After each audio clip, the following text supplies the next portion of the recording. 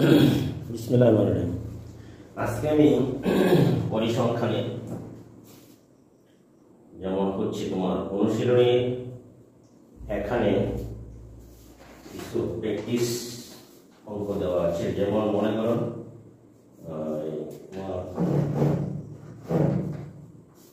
14 নম্বরে যে অঙ্কটি আছে অথবা 13 নম্বরে তোমার পাঠ্য বইয়ের মধ্যে দেওয়া আছে অথবা 12 নম্বরে দেওয়া আছে, এগুলি তোমরা প্র্যাকটিস করে নিবা।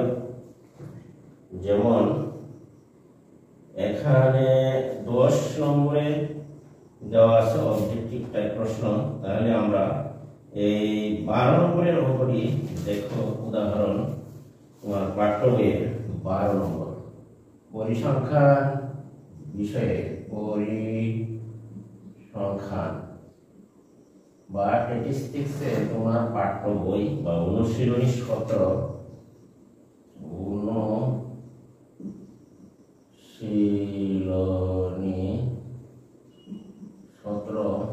এর 12 নম্বর প্রশ্নটি দেখো।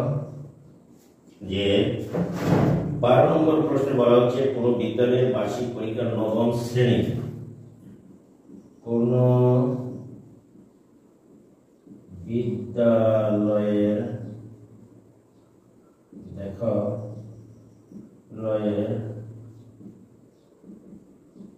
বার্ষিক পরীক্ষায় দেখো 9ম শ্রেণীর 50 জন বার্ষিক পরীক্ষা 9ম শ্রেণীর 50 জন শিক্ষার্থী দেখো গণিতে প্রাপ্ত নম্বর নিম্নরূপ। গণিতে প্রাপ্ত নম্বর নিম্নরূপ। যেমন হলো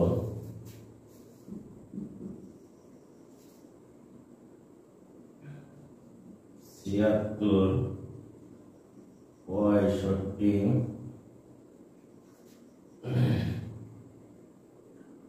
65, 98, 79, 98, 79, 64, 68, 56, 64,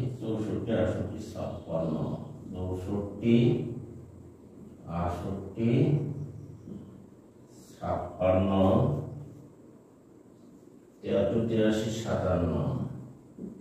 83,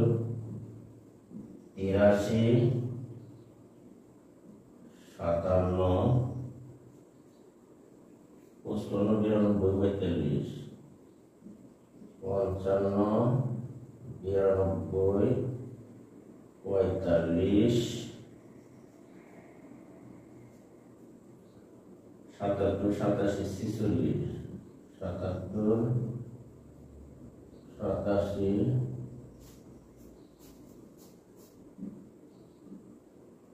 86, 46, 32, 75, 32, 75, 89, 48, 97, 88,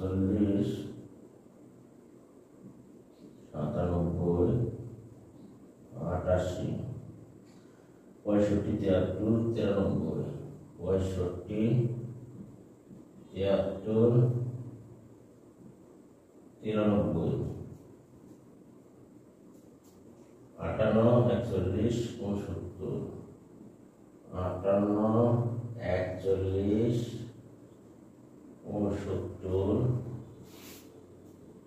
39, 84, 63, 39,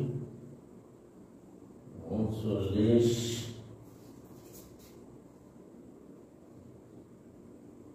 45,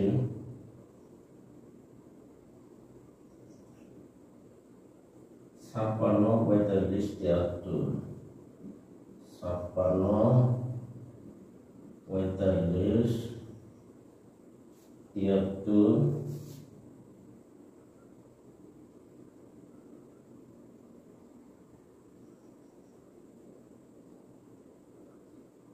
56 45 73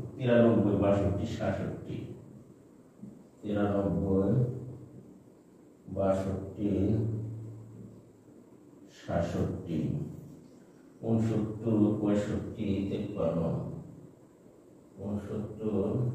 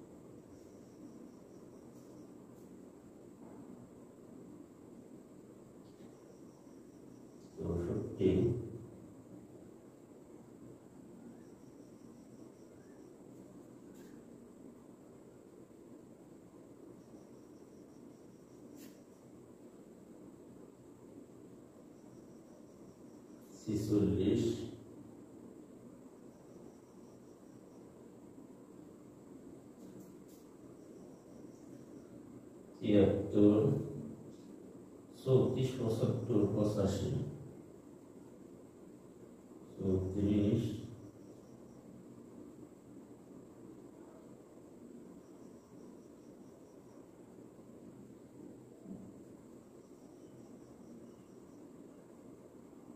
63 62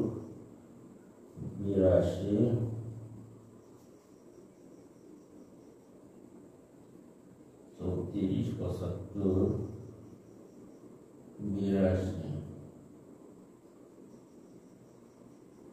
82 পরে হচ্ছে 66 62 আর হচ্ছে তোমার 62 নাই নবম শ্রেণী 50 জন। তাহলে দেখো 1 2 3 4 5 6 7 8 9 10 11 12 13 14 15 30 31 32 33 44 45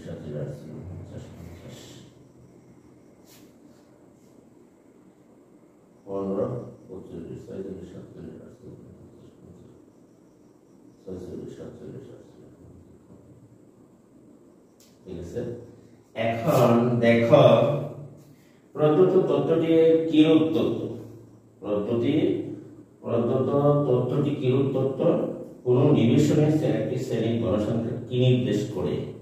উপযুক্ত শ্রেণী ব্যক্তি নিয়ে গণসংখ্যা নিবেশন সার নির্ণয় করতে হবে। তাহলে দেখো যে এখানে তথ্যটি অবিন্যস্ত তথ্য কোন নিবেশনের প্রশ্ন উত্তর আমরা লিখব। এখন দেখো যে উত্তর ক প্রশ্ন কয়ে বলা হচ্ছে যে প্রদত্ত তথ্যটির কি ধরন কিরূপ। প্রদত্ত তথ্য এর ধরন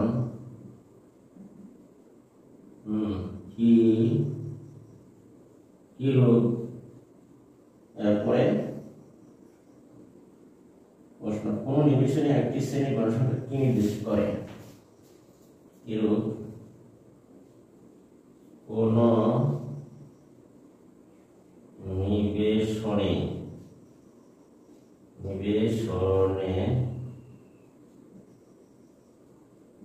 একটি শ্রেণীর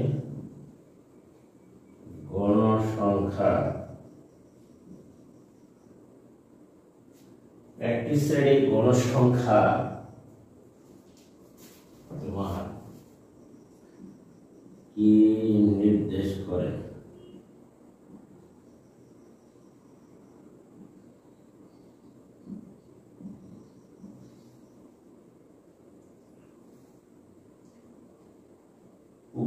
শ্রেণীবৃত্তি নির্বাচনের স্থানে তৈরি করো। খ যে উপযুক্ত শ্রেণী নিয়ে গণসংখ্যা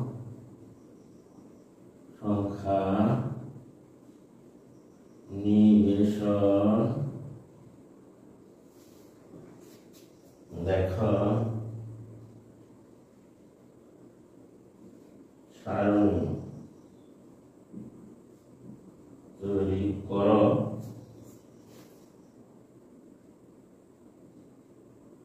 সংক্ষিপ্ত প্রাপ্ত নম্বরের গড় নির্ণয় করো। সংক্ষিপ্ত নম্বরের গড় নির্ণয় করো।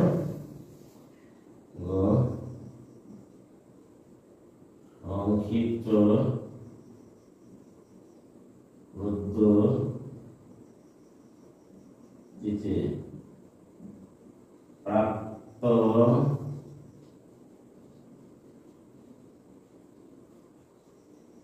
নম্বরের গড়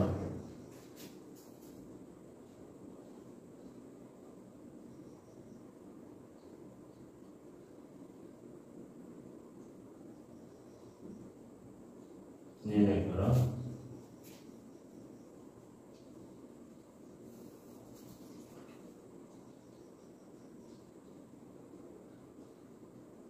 এখানে তিনটি প্রশ্ন দেখো যে প্রদত্ত তথ্যের আলোকে তিনটি প্রশ্ন করা হচ্ছে। প্রদত্ত তথ্যটির ধরন কিরূপ? কোন নিবেশনে একটি শ্রেণী গণসংখ্যাকে নির্দেশ করে? 1 নম্বর প্রশ্ন। 2 নম্বর প্রশ্নটি দেখো যে উপযুক্ত শ্রেণীতে গণসংখ্যা নিবেশন সারণী তৈরি করো। উপযুক্ত শ্রেণীবৃত্তি নিয়ে উপযুক্ত শ্রেণী ব্যক্তি নিয়ে গণসংখ্যা শ্রেণীবৃত্তি নিয়ে গণসংখ্যা। এখানে দেখো প্রশ্নটা একটু উপযুক্ত দেখো শ্রেণী ব্যক্তি নিয়ে গণসংখ্যা নিবেশন সারণী তৈরি করা সংক্ষিপ্ত পদ্ধতিতে, অর্থাৎ প্রাপ্ত নম্বরের গড় নির্ণয় করতে হবে। সংক্ষিপ্ত পদ্ধতিতে প্রাপ্ত নম্বরের গড় নির্ণয় করো। প্রদত্ত তথ্যটি অবিন্যস্ত।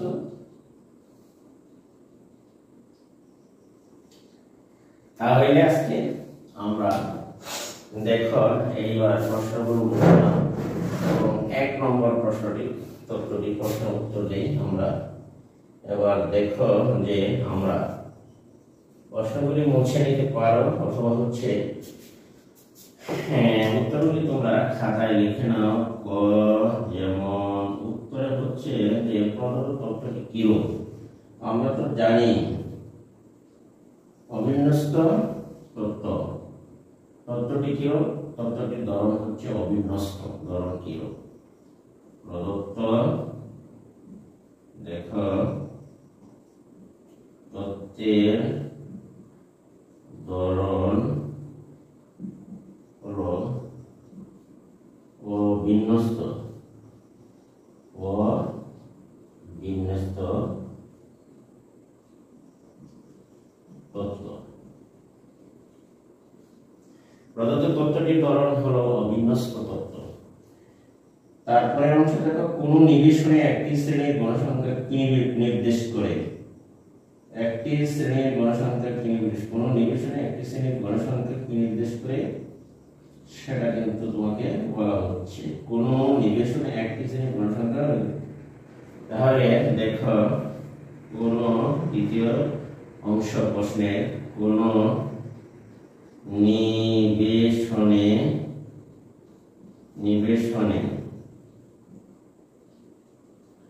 কোন নিবেশনে একটি শ্রেণীর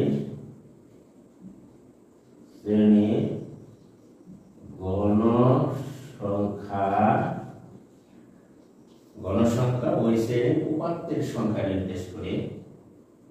ওই শ্রেণীর উপাত্তের সংখ্যা নির্দেশ করে এটুকু বুঝতে পেরেছি না। নির্দেশ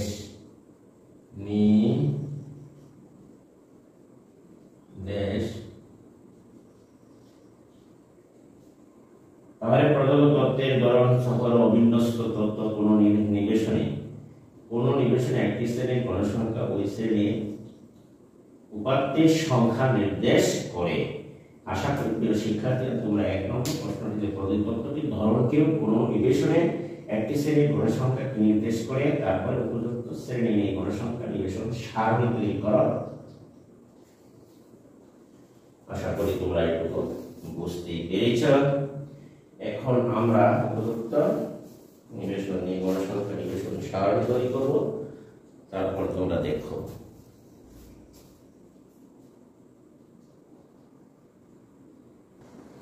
উপযুক্ত শ্রেণী ব্যক্তি নিয়ে গণসংখ্যা নিবেশন সারণী তৈরি করো। 2 নম্বর অর্থাৎ খ নম্বরের প্রশ্নটি দেখো যে খ নম্বরে হচ্ছে আমরা উপযুক্ত সারণী শ্রেণী ব্যক্তি নিয়ে। তাহলে এখানে দেখো সর্বোচ্চ নম্বর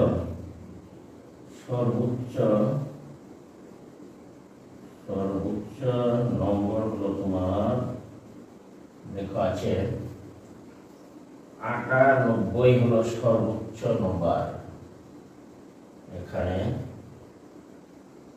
এবং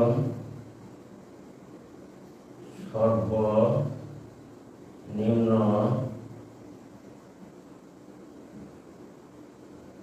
নম্বর 32 আছে এখানে। তাহলে সর্বোচ্চ 98, সর্বনিম্ন হচ্ছে এখানে দেখো এই 32, এই যে সর্বোচ্চ 98, সর্বনিম্ন হলো 32। এখন আমরা পরিসর নির্ণয় করতে যেহেতু গণসংখ্যা নিবেশন পরিসর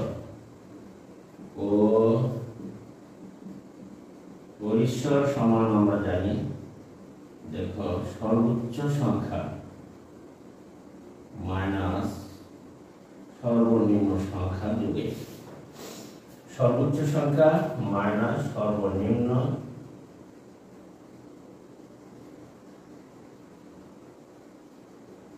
সংখ্যা যোগ 1। এখানে পরিসর আমরা দেখি যে সর্বোচ্চ সংখ্যা 98 এবং সর্বনিম্ন সংখ্যা হচ্ছে তোমার 32, যোগ হলো তোমার 1, 8 থেকে 2 6, এখানে যোগ 1 67। তাহলে আমরা পরিসর পেলাম 67, শ্রেণীবৃত্তি উপযুক্ত শ্রেণীবৃত্তি ধরে। তাহলে শ্রেণীবৃত্তি তোমার শ্রেণী ব্যবধান বা ব্যক্তি 10 ধরে দেখো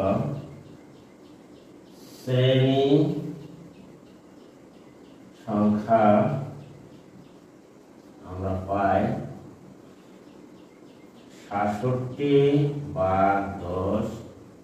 তাহলে আমরা 6.7 পূর্ণ সংখ্যা মিলে 1 যোগ করো 7 থেকে 6, তাহলে হলো 7।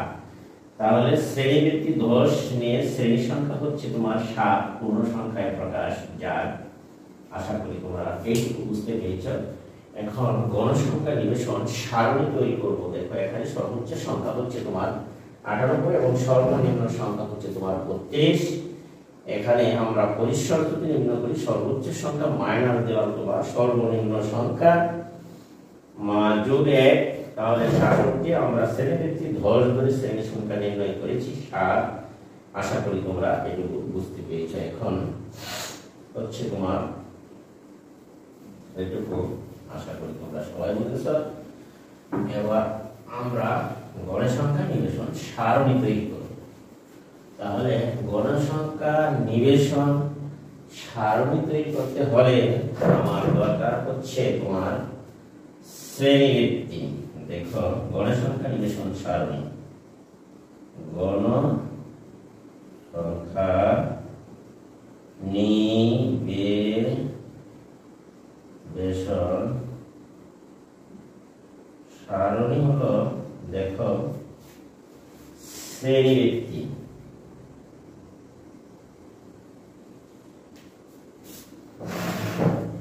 এখানে হলো তোমার দেখা শ্রেণী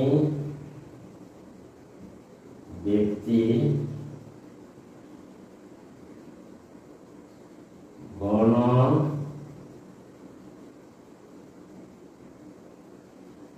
সংখ্যা প্রথম হলো শ্রেণী ব্যক্তি, এরপর হলো তোমার টেলি চিহ্ন, তারপরে হবে তোমার গণসংখ্যা। আশা করি তোমরা এইটুকু বুঝতেই পেরেছ। তাহলে গণসংখ্যা এক আমরা যদি দেখি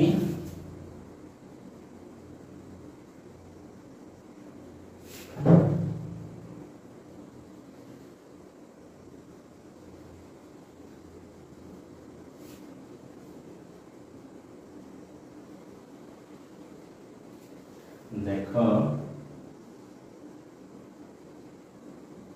এখানে শ্রেণী ব্যক্তি ধরলে 31 থেকে 40, এখানে 41 থেকে 50, 51 থেকে তোমার 60, 61 থেকে 70, 71 থেকে তোমার 80, 81 থেকে 90, 91 থেকে 100। তাহলে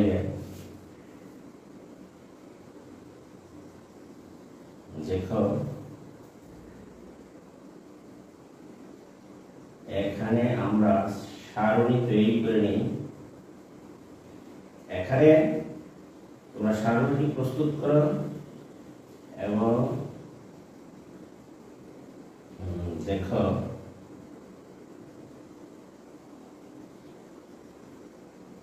এই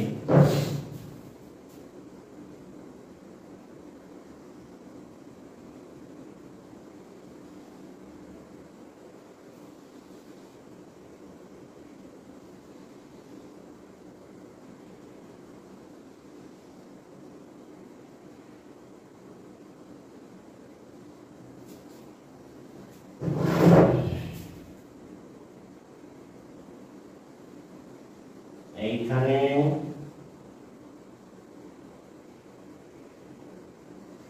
যাক আমরা এখন তারিখ চিহ্ন বের করব। দেখো এভাবে 76 দেখো কত সারণী ঠিক আছে 76, 71 এখানে তোমার 71 থেকে 80 এর ভিতরে ঢুকছে 65, দেখো এখানে 70 এর ভিতরে ঢুকছে, এরপরে হচ্ছে 98, 91 থেকে এইখানে, তারপরে দেখো 79 এই 80 এর ভিতরে, 64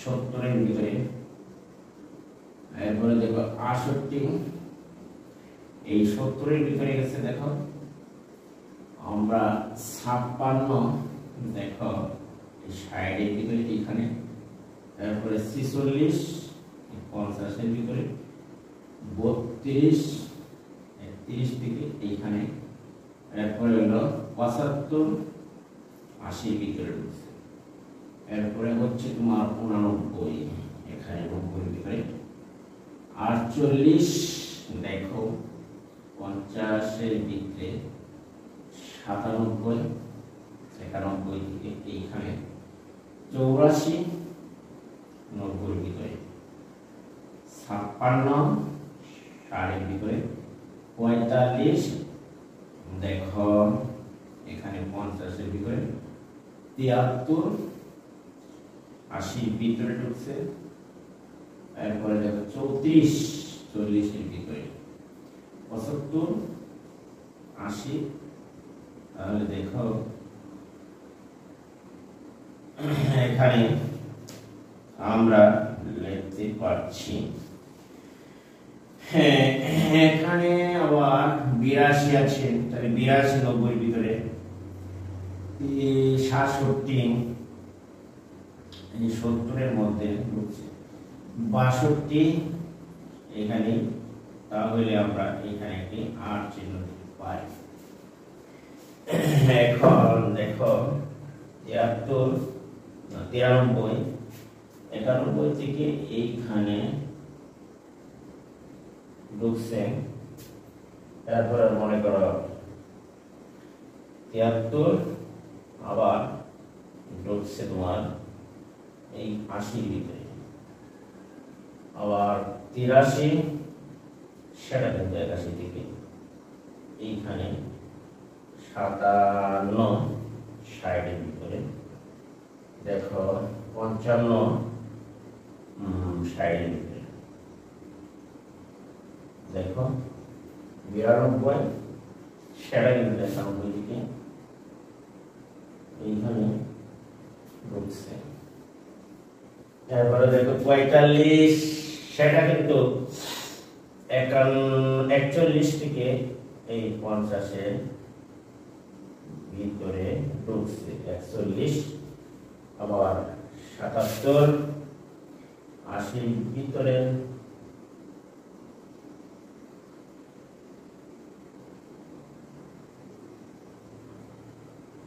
ঢুকছে 87 এইখানে ঢুকছে 88 90 এর ভিতরে, তারপরে দেখো আছে 65 70 এইখানে 73 81 থেকে 73 80 এর ভিতরে, দেখো 93 80 থেকে 91 থেকে এইখানে 58 দেখো 60 এর ভিতরে, এইখানে 41 কিন্তু 50 এর মধ্যে ঢুকছে, আর 69 এর ভিতরে দুইটা আসছে, 63 দেখো 61 থেকে 70 এখানে 39 কিন্তু 40 এর ভিতরে আছে, এখানে দেখো তিনটা 62 দেখো 70 এর ভিতরে, আবার 67 70 এর ভিতরে, আবার 69 এখানে, আবার দেখো 65 70 এর ভিতরে, আবার দেখো 53 সেটাও কিন্তু 60 এর ভিতরে আছে, এখানে দেখো 78 80 এর ভিতরে ঢুকছে, 64 70 এর ভিতরে, এরপরে দেখো 85 90 এর মধ্যে, এরপরে দেখো 53 60 এর ভিতরে, এরপরে দেখো 73 80 এর ভিতরে। আশা করি তোমরা এটুকু বুঝতে পেরেছো। আমরা টালি চিহ্ন নির্ণয় করলাম, এখন গণনা করো 1 2 3, তাহলে গণসংখ্যা পেলাম আমরা এখানে 3টি, এখানে পেয়েছি তোমার 5টি, 5 2 7, এরপরে দেখো গণসংখ্যা 10 আর 3 13, এরপরে দেখো 10 আর হলো তোমার 10টা এখানে, তাহলে 10টি হবে এখানে গণসংখ্যা পেলাম 10, এখানে পেয়েছি 5 2 7, এখানে পেয়েছি 5টা। আশা করি তোমরা এইটুকু বুঝতে পেরেছো। প্রশ্নটা ছিল আমার যে উপযুক্ত শ্রেণী ব্যক্তি নিয়ে গণসংখ্যা নিরসন সারণী তৈরি করো। তাহলে আজকে আমরা গণসংখ্যা নিরসন সারণী আমরা তৈরি করতে পেরেছি। আশা করি যে তোমরা এই পদ্ধতি অবলম্বন করে অবিন্যস্ত উপাত্তে গণসংখ্যা নিরসন সারণী তৈরি করতে আর কোনো সমস্যা হওয়ার কথা নয় ইনশাআল্লাহ। তোমরা সবাই পারবে এই গড়ের সংখ্যা নিরসন সারণীতে ধরার যে সহজ পদ্ধতি সেটাই তোমাদেরকে আজকে আমি দেখিয়ে দিলাম। তোমরা আশা করি সবাই প্র্যাকটিস করবে, অবশ্যই পারবে। এখন আমরা যদি যাই, দেখো তাহলে গণসংখ্যা নিরসন সারণী তৈরি করেছি। এখন কিন্তু আমরা এখান থেকে আমরা সারণী থেকে তোমার 3 নম্বরের প্রশ্ন সংক্ষিপ্ত পদ্ধতিতে প্রাপ্ত নম্বরের গড় নির্ণয় করো। সংক্ষিপ্ত পদ্ধতিতে প্রাপ্ত নম্বরের গড় নির্ণয় করো। তাহলে এখানে সংক্ষিপ্ত পদ্ধতিতে প্রাপ্ত নম্বরের গড় নির্ণয় করার জন্য আমরা উপরের তথ্যটি মুছে নেই এবং 3 নম্বর প্রশ্নটির উত্তর করার জন্য সারণী তৈরি করি। তাহলে তোমরা দেখো, এইবার দেখো যে এইটুকু আমরা মুছে নিলাম। 3 নম্বর প্রশ্নটি হচ্ছে তোমার ঘ নম্বরের প্রশ্ন, সংক্ষিপ্ত পদ্ধতিতে গড়। ঘ নম্বরে বলা হচ্ছে যে দেখো যে সংক্ষিপ্ত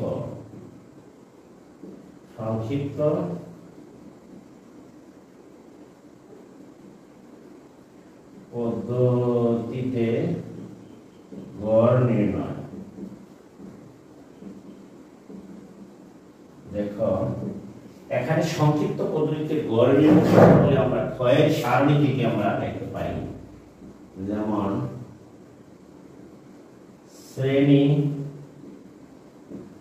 ব্যক্তি, শ্রেণীর মধ্যমান লেখলা মধ্যমান এক চাই, গণ সংখ্যা আমরা লিখতে পারি এ পাই। তারপরে লেখ ধাপ বিচ্যুতি, ধাপ বিচ্যুতি সেটি কিন্তু ইউআই। তারপরে হচ্ছে ধাপ বিচ্যুতি পূরণ গণসংখ্যা, এফআই ইউআই বা গণসংখ্যা পূরণ ধাপ বিচ্যুতি দিতে পারো। গণ সংখ্যা গুণ ধাপ বিচ্যুতি সেটি হচ্ছে তোমার এফআই ইউআই। এখন আমরা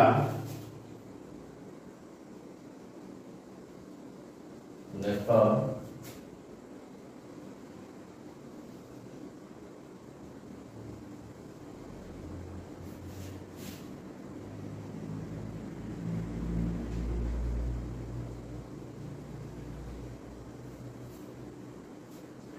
আমরা একটা মোটামুটি সারণী তৈরি করে নিলাম। দেখো এখানে হচ্ছে তোমার শ্রেণী ব্যক্তি, এরপরে হচ্ছে শ্রেণীর মধ্যমান গণসংখ্যা ধাপ বিচ্যুতি পূরণ হচ্ছে তোমার গণসংখ্যা। এখন আমরা এখান থেকে আমরা সারণী তৈরি করে দেখো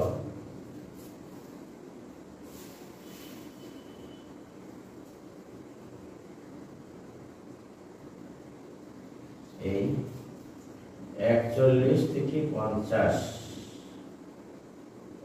31 থেকে 40, 31 থেকে 40, 41 থেকে 50, 50 থেকে 60, 61 থেকে তোমার 70, ধরো 71 থেকে 80। এখন আমরা সেটি কিন্তু সংক্ষিপ্ত পদ্ধতিতে গড় নির্ণয়ের জন্য আমরা লিখেছি। এখন আমরা এইটুকু টার্ম দেখো 91 থেকে 81 থেকে আমরা লিখতে পারি 90। দেখো এখানে প্রথম আছে 3টি গণসংখ্যা 3, দ্বিতীয়ত গণসংখ্যা হচ্ছে তোমার 5, এরপরে আমরা তৃতীয়ত গণসংখ্যা হচ্ছে তোমার 7, এরপরে 7-এর পরে হচ্ছে তোমার 13,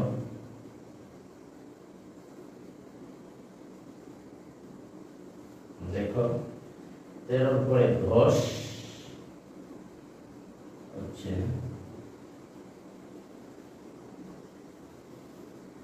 10-এর পরে 7, 5। তাহলে আমরা এটি এখন মুছে নেই, নিচেটি ক্ষয়ের সারণীটা মুছে নিতে পারি। দেখো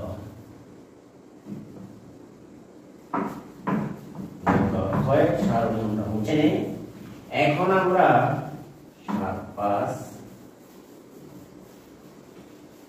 লাস্টে দেখো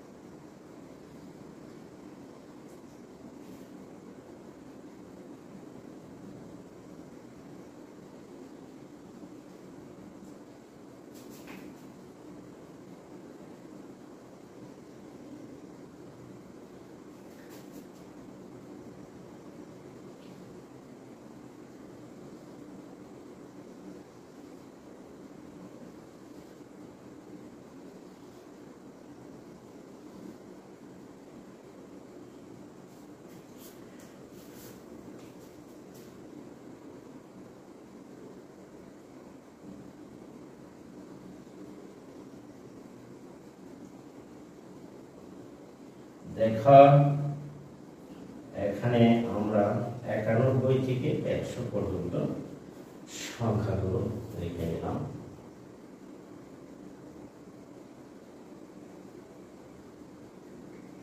এই মোটামুটি তোমাদের সব নির্ণয় হয়ে গেছে। সবচেয়ে বেশি গণসংখ্যা এখানে শ্রেণীর মধ্যমান আমরা বের করবো। 70 আর 31 যোগ দাও।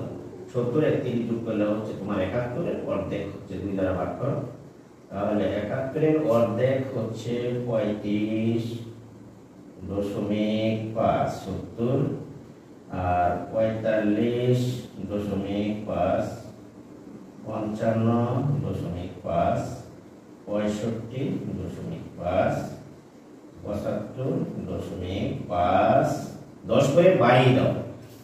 যেমন হচ্ছে তোমার 31 থেকে 40, 71-এ 2 দ্বারা ভাগ করলে 35, 35-এর সাথে যদি প্রত্যেকবার 10 করে বাড়িয়ে দাও তাহলে পরবর্তী সংখ্যা অর্থাৎ 41 থেকে 50-এর মধ্যমান। এভাবে সবগুলি সংখ্যার মধ্যমান তুমি নির্ণয় করতে পারবে অতি সহজেই আশা করি।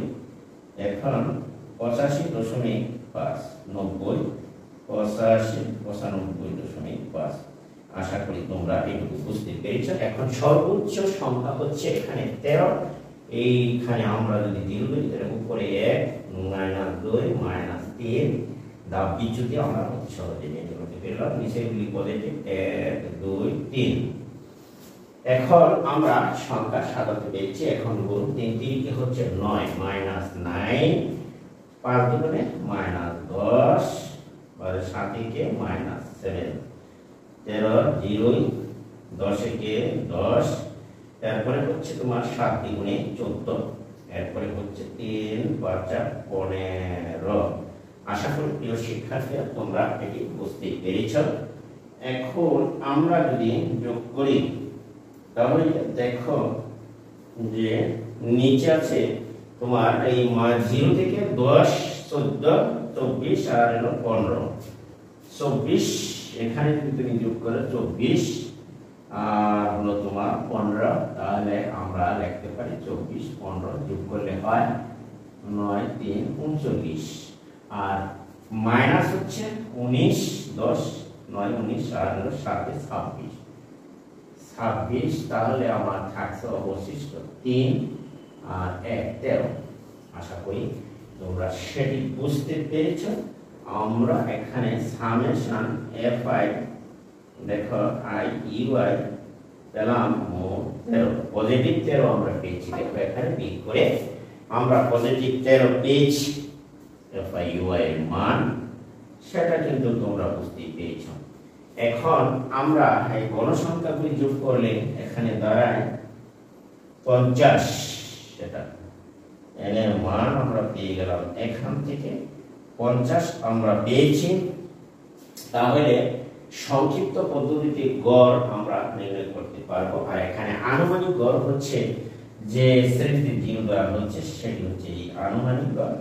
এখানে এই আনুমানিক গড়ের মান হলো তোমার 65.5 আর এখানে এই সারণীতে আমরা প্রয়োজনীয় তথ্যাদি সংগ্রহ করে নিই। তাহলে লিখবা যে এখানে আনুমানিক গড়, আনুমানিক গড় এর সমান আমরা লিখতে পারি 65.5। আর n হলো মোট গণসংখ্যা তোমার আছে। এখানে এই সমান আমরা লিখতে পারি 10। সুতরাং নির্ণয় গড় হচ্ছে, দেখো average a plus summation a by U I গুণন h বাই হচ্ছে n।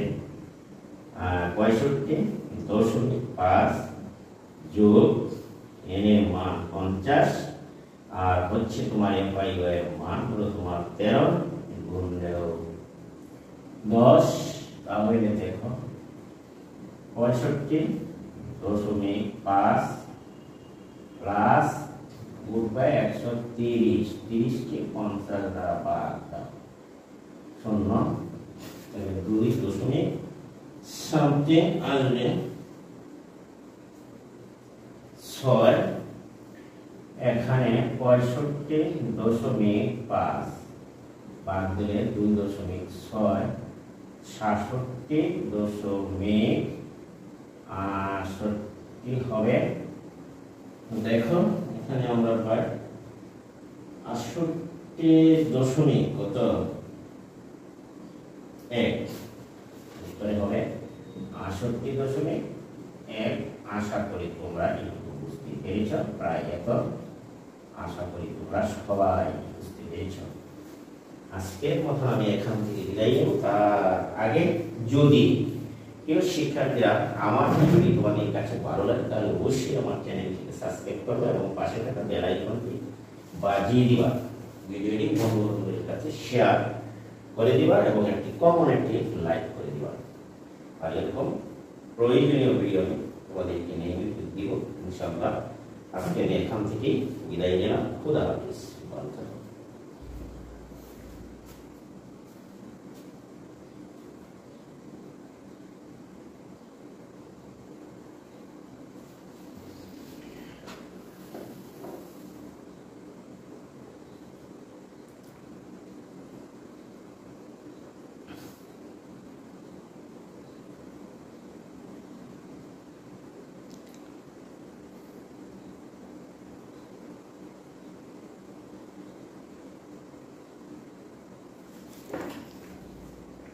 এখানে এটি ছিল আমার হিসাব, সেটা আমি মুছে নিলাম এখান থেকে।